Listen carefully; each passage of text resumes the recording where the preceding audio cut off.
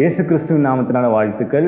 இந்த Mizpah global movement YouTube channel மூலமா உங்களை சந்திக்கிறது எனக்கு மகிழ்ச்சி. என் பேர் ஜோஷ்வா. அநேகர் என்கிட்ட கேட்குற கேள்வியில் முக்கியமான கேள்வி, எது ஆசீர்வாதம், யார் ஆசீர்வதிக்கப்பட்டவங்க?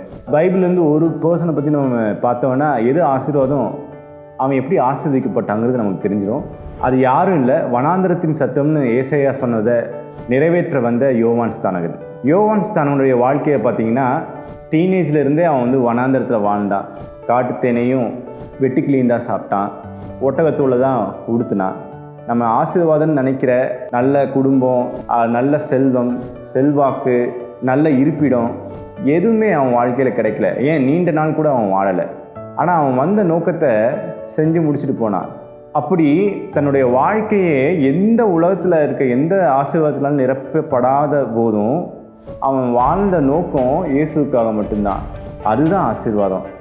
ஏன் நான் அதை மையப்படுத்தி சொல்கிறேன்னா, வனாந்திரத்தில் இருந்தான், அவனுக்கு யாருமே கிடையாது. ஆனால் அவன் செஞ்சது எல்லாமே தேவ சித்தம்தான். தேவ சித்தம் செய்கிறது தான் ஆசீர்வாதம்.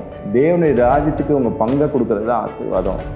எப்படி யோவான் ஸ்தானகன் முதல் வருகைக்காக இயேசு கிறிஸ்துவுக்கு எல்லாத்தையும் ஆயத்தப்படுத்தினாரோ, அதே போல் நீங்களும் இரண்டாம் வகைக்காக ஆயத்தப்படுத்துறது தான் உங்களுக்கு ஆசீர்வாதம்.